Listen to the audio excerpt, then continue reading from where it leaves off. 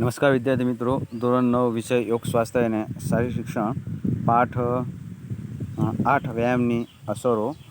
વ્યાયામની અસરો એટલે શું આપણે જાણીશું વિદ્યાર્થી મિત્રો. વ્યાયામની અસરો એટલે બે જાતની વ્યાયામની અસરો તંત્ર પર થતી હોય છે. એક શ્વસન તંત્ર પર, એક રુધિરાભિસરણ પર થતી હોય છે. વ્યાયામ એટલે શું આપણે જાણીશું વિદ્યાર્થી મિત્રો. વ્યાયામ શબ્દ ગુજરાતી હિન્દી શબ્દકોશમાંથી વ્યાયામનો અર્થ કસરત એવો થાય છે. કસરતો પ્રવર્તન સમયે વ્યાયામને પર્યાપ્ત રૂપે શબ્દ વધારે પ્રચલિત હતો. સાદી ભાષામાં વ્યાયામ અથવા કસરત એટલે શારીરિક હલનચલન ક્રિયાઓ અથવા શારીરિક પ્રવૃત્તિઓ દ્વારા થતી શારીરિક હલનચલન ક્રિયાઓની પ્રવૃત્તિઓ. ચાલવું, જોગિંગ કરવું કે દોડવું કે તરવું, કોઈપણ જાતના રમત રમવી તથા શરીરને વિવિધ અંગોને લગતી કસરતો કરવી, જેમાં ડોકની કસરતો હોય, કપાની કસરતો હોય, કોણીની કસરત, કોડાની કસરત, કમરની કસરત, ઘૂંટણની કસરત, ઘૂંટીની કસરતો હોય કે હાથ કે પગના ઓગળીઓની કસરત હોય, પેટની કસરત હોય કે શરીરના મગજની દરેકને લગતી કોઈપણ જાતની હલનચલન કસરત હોય અને આપણે કસરતો કહેતા હોય છે. રમતો કસરતો વ્યક્તિગત કોઈ હોઈ શકે, જેના બેના જોડકામાં હોઈ શકે અથવા સમૂહમાં પણ હોઈ શકે છે. કસરત કોઈ પણ સાધન વગર અથવા સાધન સહિત પણ કરી શકાતી હોય છે. કસરત શરીર તંત્ર ઉપર થતી અસરો જાણવા માટેનું એક અતિ મહત્વનું સાધન છે. વળી કસરત અસરો એ તો વ્યાયામલક્ષી શરીર વિજ્ઞાનનું પરિણામલક્ષી પરિબળ પણ છે. હવે વાત કરીશું આપણે હળવી કસરતો. હળવી કસરતોમાં શું અસરો થાય છે તે આપણે જાણશું વિદ્યાર્થી મિત્રો. હળવી કસરતો એટલે શું? ધીમી ગતિએ ચાલવું, હાથ, પગ, ડોક, ખભા, ઘૂંટણ, ઘૂંટી, હાથ પગના આંગળીઓની મધ્યમ માત્રામાં કસરતો કરવી, ઓછી ગતિથી સાયકલ ચલાવવી, ઓછી ઝડપે તરવું વગેરે સમાવેશ થઈ શકે છે. આવી કસરતોથી થતી અસરો સામાન્ય રીતે નીચે પ્રમાણે જોવા મળતી હોય. 2. આરામની સ્થિતિમાં શ્વાસોચ્છ્વાસની સંખ્યામાં થોડોક વધારો થાય છે.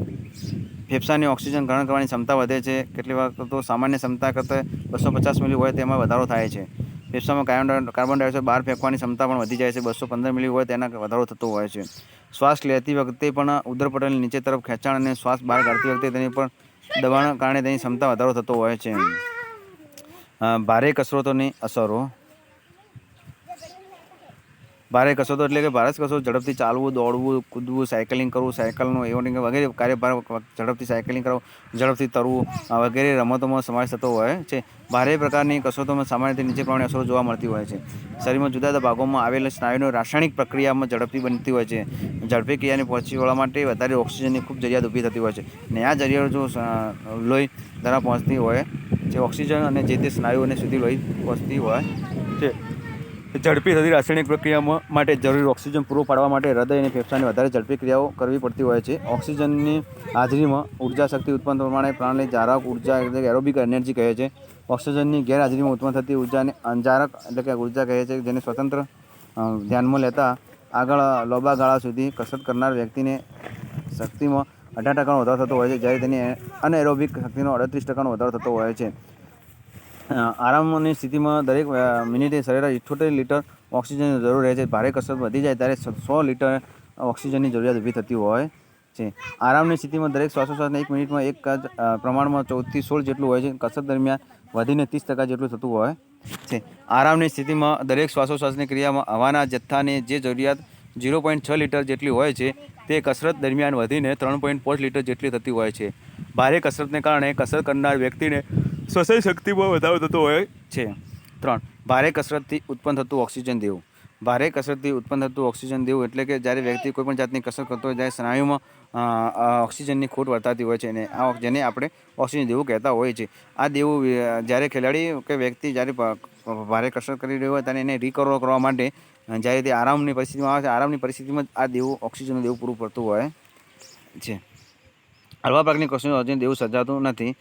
ભારે કસરત કરતી સર્જાતી સેકન્ડ વિન્ડની પરિસ્થિતિ. સેકન્ડ ઝડપી દોડ કરી રોઈંગ વગેરે જેવી ઘણી આક્રમક ક્રિયાઓ કરતી વખતે શરીરમાં પુષ્કળ પીડામાં થતી હોય છે અને શ્વાસ લેવાની તકલીફ પડતી હોય છે. આવા માથાના નાડીના ધબકારા અનુભવતા હોય છે, એમાં લાગુ પડતા હોય છે. આ ક્રિયા થઈ શકશે જ નહીં, પણ આ પ્રકારની પીડા દૂર થઈ જવાની એ અદૃશ્ય થઈ જવાની ક્રિયાને અનુભવને સેકન્ડ વિન કહેવામાં આવે છે. સેકન્ડ વિન એટલે પરિસ્થિતિમાં એક પહેલાં કે અન્ય કોઈ શારીરિક તફાવતો જાણતા હોતા નથી, પરંતુ પીડા દૂર થવાના કારણે પણ અનુભવતા હોતા નથી, અને આ પણ ક્રિયાને સુધારો ઘટાડો થવાના લક્ષણો પણ જણાતા હોતા નથી. આ બાબતની માન્યતા કે શરૂઆતના પીડા રાસાયણિક દ્રવ્યના સ્નાયુઓને લોહીમાં ભરાવાને લીધે થતા હોય છે. ખાસ કરીને સ્નાયુઓની જરૂરી ઓક્સિજન પૂરો પાડતો ન હોવાને કારણે હોય છે. ટૂંક સમય પછી જ જે રાહત અનુભવાતી હોય છે તે જરૂરી ઓક્સિજન થતો હોવાને કારણે શ્વાસમાં રાહત અનુભવાતી હોય છે. હૃદયની લોહી ધકેલવાની ક્ષમતા વધતી હોય છે. સ્નાયુઓમાંથી લોહી લઈ જતી કેશવાહિનીઓ વધારે કાર્યક્ષમ થતી હોય છે. સામાન્ય રીતે હળવી અને ભારે કસરતોથી રુધિરાભિસરણ તંત્ર ઉપર તાત્કાલિક અને કાયમી અથવા દૂરોગામી જે અસરો બતાવતી હોય છે તે વિશે માહિતી મેળવીએ. તાત્કાલિક અસરો. આ અસરો નીચે પ્રમાણે છે. 1. રાસાયણિક પ્રતિક્રિયા. રાસાયણિક પ્રતિક્રિયામાં કસરત કરવાથી સ્નાયુમાં રાસાયણિક પ્રતિક્રિયા ઝડપી બને છે અને જેની ક્રિયામાં લોહી હિમોગ્લોબિન પદાર્થ કારણે રહેલો ઓક્સિજન હાજરી થતી હોય છે. બીજી છે અભિસરણ ક્રિયામાં વેગ. અભિસરણ ક્રિયામાં ઝડપથી રાસાયણિક પ્રક્રિયામાં વધારે પડતી ઓક્સિજન જરૂરિયાત પહોંચી વળવા માટે લોહીના અભિસરણ વેગમાં વધારો થતો હોય છે. એટલે ફૂસ્ફસ શિરાઓ મારફત હૃદયમાં ડાબા કણમાંથી ઠલવાતા શુદ્ધ લોહીની તથા ઉર્ધ્વ શિરા અધઃ શિરા મારફત હૃદયના જમણા કણમાંથી જમણા ક્ષેપકમાં ત્યાંથી ફેફસામાં ઠલવાતા અશુદ્ધ લોહીની અભિસરણ ક્રિયા વેગવલી બનતી હોય છે. હૃદયનું પમ્પિંગ ક્રિયા એટલે કે લોહી ધકેલવાની ક્રિયા આરામની સ્થિતિમાં 1 મિનિટમાં લગભગ 5 લીટર જેટલા લોહીનું પમ્પિંગ થતું હોય છે. કસરત દરમિયાન તાલીમ પામ્યા વગરની વ્યક્તિનું હૃદયમાં 1 મિનિટમાં જેટલું લોહીનું પમ્પિંગ કરતું હોય છે તેના તાલીમ પામેલ વ્યક્તિનું હૃદય બે ગણા લોહીનું પમ્પિંગ કરતું હોય છે. લોહીનો જથ્થો. કસરત દરમિયાન તાલીમ પામ્યા વગરની વ્યક્તિને હૃદયના એક ધબકારાનો લોહીનો જથ્થો 120 મિલીલીટર જેટલો હોય છે, જ્યારે તાલીમ પામેલ વ્યક્તિનો એક ધબકારાનો લોહીનો જથ્થો 175 મિલી જેટલો હોય છે. હૃદયના ધબકારા. હૃદયના ધબકારા વિશે વાત કરીએ તો તાલીમ પામ્યા વગરની વ્યક્તિના આરામની 1 મિનિટમાં જેટલા ધબકારા હોય છે તેનાથી અડધા હૃદયના ધબકારા તાલીમ પામેલા વ્યક્તિના હોય છે. હૃદયના ધબકારાની વધઘટ આધાર ફક્ત કસરત જ નથી હોતી, પરંતુ વ્યક્તિના અંગની સ્થિતિ, લિવિંગ, જાતિ તફાવત, ઉંમર કે લાગણીની સ્થિતિ, બાહ્ય વાતાવરણ, કસરતનો પ્રકાર, કસરતની તીવ્રતા વગેરે બાબતો પર ભાગ ભજવતી હોય છે.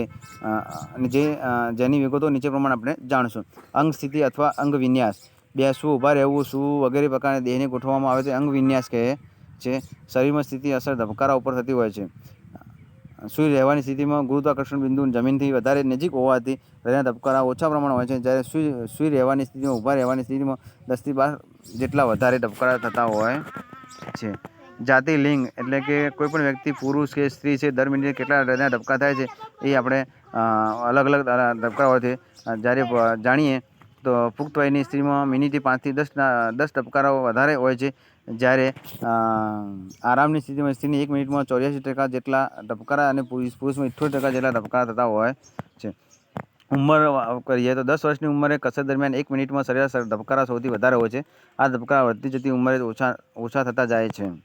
લાગણી. લાગણીશીલ વ્યક્તિના આરામની સ્થિતિમાં એક કસરત કરતી વ્યક્તિ અન્ય વ્યક્તિઓ કરતાં હૃદયના ધબકારા પ્રમાણો વધારે હોય છે. વાતાવરણ. ઊંચા ઉષ્ણતામાનને અથવા ઊંચા ઉષ્ણતામાનવાળી જગ્યાએ તથા ઊંચાઈવાળા સ્થળોએ કોઈપણ વ્યક્તિના ધબકારા સામાન્ય કરતાં પ્રમાણમાં ઘણા વધારે હોય છે. ઊંચા સ્થળોએ હવા પાતળી એટલે કે હવામાં ઓક્સિજનનું પ્રમાણ ઓછું હોવાને કારણે જરૂરી ઓક્સિજન મેળવવા માટે હૃદયના ધબકારા વધતા જતા હોય છે.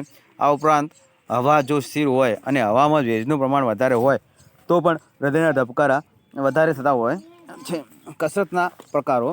ઝડપી, ટૂંકી દોડ. હૃદયના ધબકારા સૌથી ઝડપી હોય છે, જ્યારે જેમાં વધારે બળશક્તિની જરૂરિયાત હોય તેવી કસરતો જેવી કે વજન ઉંચકવું વગેરે ધબકારા પ્રમાણો ઓછા વધે છે. પરંતુ સહનશક્તિ કસરતો કે લાંબા અંતરની દોડો વગેરે હૃદયના ધબકારા ઝડપી દોડ કરતાં ઓછા વજન ઉંચકવાની કસરત કરતાં વધારે હોય છે.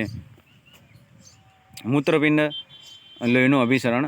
કસરત દરમિયાન મૂત્રપિંડ તરફ જતું લોહીનું પ્રમાણ ઘટતું હોવાથી અન્ય સ્નાયુ તરફ વધારે લોહી વહી શકે છે અને ઘટાડો સમય કસરત પૂરી થતાં બાદ લગભગ 1 કલાક સુધીનો હોય છે. આથી જેના મૂત્રપિંડ ક્ષતિગ્રસ્ત હોય તેમને શારીરિક શ્રમ કરતી વખતે સાવચેતી રાખવી જરૂરી બને છે. કાયમી અથવા દૂરગામી અસરો. હિમોગ્લોબિન. તાલીમ દરમિયાન હિમોગ્લોબિન પ્રમાણ વધેલું જણાતું હોય છે. લેક્ટિક એસિડ સહન કરવાની શક્તિ. હજારો ઉર્જા ઉત્પન્ન થાય ત્યારે લેક્ટિક એસિડ બને છે. લાંબા ગાળાની તાલીમ વ્યક્તિને લેક્ટિક એસિડ સહન કરવાની ક્ષમતામાં વધારો થતો હોય છે. લોહીનું દબાણ. લોહીનું દબાણ અને જેને સિસ્ટોલિક દબાણ અને ડાયસ્ટોલિક દબાણ બે રીતે કહેતા હોય છે. લાંબા ગાળાની કસરત દરમિયાન સિસ્ટોલિક દબાણ લગભગ 180 મિલીમીટર હોય છે, જ્યારે ડિસ્ટોલિક દબાણ 110 મિલીમીટર જેટલું થાય છે. તંદુરસ્ત યુવાન વ્યક્તિના સામાન્ય પરિસ્થિતિમાં સિસ્ટોલિક દબાણ 120 જેટલો અને ડાયસ્ટોલિક દબાણ 80 મિલીમીટર હોય છે. લોહીના હૃદયના લોહીના પમ્પિંગ ક્ષમતા અને હૃદયના ધબકારા.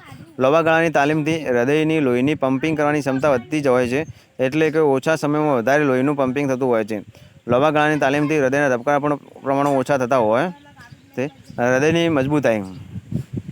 લાંબા ગાળાની તાલીમથી હૃદય વધારે મજબૂત બનતું હોય છે, જેને કારણે પમ્પિંગ થયેલા લોહીનો જથ્થો પણ વધતો જ હોય છે. તેથી હૃદય સ્નાયુની માફક મજબૂત બનતું હોય છે, અને એટલે કે તેનું સંકોચન પણ વધે છે.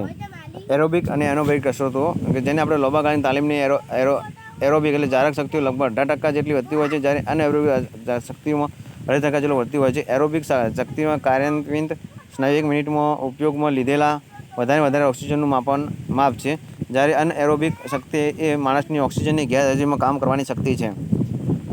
7. ચરબી અને કોલેસ્ટ્રોલ.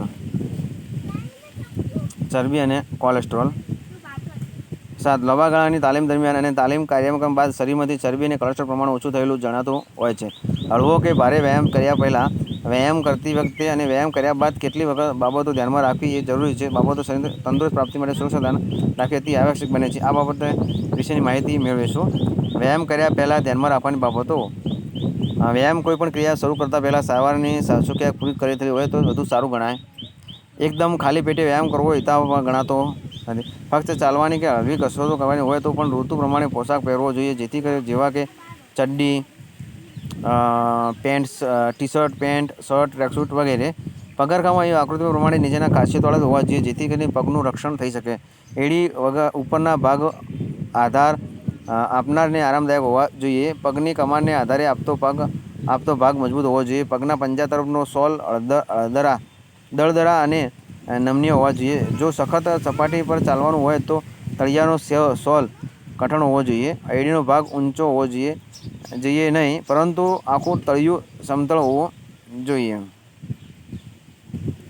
ચાલવું અને હળવા પ્રકારની કસરતો ઉષ્માપ્રેરક કસરતો પ્રકારની હોય તે માટે અલગ રીતે ઉષ્માપ્રેરક વ્યાયામની જરૂર નથી. જો ભારે પ્રકારની કસરતો કરવાની હોય અને અથવા કોઈ પણ રમત રમવાની હોય તો તે માટે ઉષ્માપ્રેરક વ્યાયામની બાબતોનો સમાવેશ કરવો. 5 મિનિટ સુધી સ્થળ ઉપર જોગિંગ કરવું. પીઠના ખેંચાણ અને ધરના ખેંચાણની કસરતો કરવી. હાથની કસરતો કરવી. શયનોત્થાન કરવું. જાંઘના ખેંચાણની અને નિતંબના ખેંચાણની કસરતો કરવી. હેમસ્ટ્રિંગ સ્નાયુ કે જે અંગના પાછળનો ભાગનો સ્નાયુ જે આવે છે આપણે તથા ચતુર્મુખ કોર્ડિનેશન સ્નાયુ જે જાંઘના આગળના ભાગમાં આવેલો છે ખેંચાણ કસરતો કરવી. પિંડીના સ્નાયુને ખેંચાણની કસરતો કરવી. ઉપરોક્ત ઉષ્માપ્રેરક કસરતો કર્યા પછી તે રમતના કૌશલ્યને લગતી ખાસ કસરતો કરવી. વ્યાયામ કરતી વખતે ધ્યાનમાં રાખવાની બાબતો. વ્યાયામ કરતી વખતે ઘણી બધી ધ્યાનમાં રાખવાની બાબતો. કોઈપણ જાતનો વ્યાયામ ન કરતા પહેલાં ડૉક્ટર અથવા શારીરિક તપાસ કરાવવી હિતાવહ છે. જો ખેલાડીને વારસાગત કોઈપણ જાતનો રોગ હોય, ક્ષય, સ્વાદુપિંડની નિષ્ક્રિયતા, મૂત્રપિંડની હોય, કલેજાની ખામીની યુક્ત હોય, કોઈપણ જાતની હોય તો ડૉક્ટરની સલાહ લેવી ખૂબ મહત્ત્વની છે. કસરતો કરતી વખતે પેટ ભરેલું ખાધેલું ના હોવું જોઈએ અથવા અડધું પ્રમાણમાં પાણી ભરેલું ના હોવું જોઈએ. ફૂલ પ્રમાણમાં અને ખાવાના 3 કલાક પછી કોઈપણ જાતની વ્યાયામ ક્રિયાઓ કરી શકાતી હોય છે. રમતો રમતી વખતે જે તે ધારાનો નિયમનું છે જે કેમ તપાસવી તે ખૂબ મહત્ત્વનું છે. તૂટેલા સાધનોનો ઉપયોગ જોખમકારક હોય. પવન વધારે પ્રમાણમાં હોય તો ગરમી વધારે પ્રમાણમાં હોય, ઠંડી વધારે પ્રમાણમાં હોય તો વરસાદ વધારે પ્રમાણમાં હોય, ત્યારે કોઈપણ હોય ત્યારે વાતાવરણને ભારે વ્યાયામ કરવાનું રમતો રમવાનું ટાળવું. વ્યાયામ કર્યા બાદ ધ્યાનમાં રાખવા જેવી બાબતો છે. ભારે વ્યાયામ કર્યા બાદ તરત જ ફૂલ ડાઉન એટલે કે પ્રશમનની ક્રિયાઓ કરવી નહીં. પ્રશમનની ક્રિયાઓ એટલે ચાલવું, હળવું, જોગિંગ કરવું. પ્રશમનની ક્રિયામાં હૃદય કે નાડીના ધબકારા સામાન્ય બને ત્યાં સુધી કરવી. પ્રશમનની ક્રિયાઓમાં હળવા ખેંચાણની કસરતો પણ કરાવી શકાય છે. ક્રિયામાં મગજને શાંત થાય છે. ગરદન, પીઠના સ્નાયુ ઉપરની તાણ ઓછી થાય છે. ભારે વ્યાયામ ન થવો જોઈએ. પાણી પીવું નહીં. શરીર ખુલ્લું રાખવું નહીં, એટલે કે ટ્રેકસૂટ પહેરી લેવો જેથી શરદી થવાની શક્યતા રહેશે નહીં. તંદુરસ્ત સામાન્ય થાય તે ચા, કોફી, ઠંડુ પાણી શરીર સામાન્ય થાય તેમાં ચા, કોફી, ઠંડુ પાણી પી શકાય છે અને હળવો નાસ્તો પણ કરી શકાય છે. જો વિદ્યાર્થી મિત્રો ચેનલ સબસ્ક્રાઈબ ના કરી હોય સબસ્ક્રાઈબ કરો, લાઈક કરો અને શેર કરો બીજા વિડીયો જોવા માટે. 6 7 8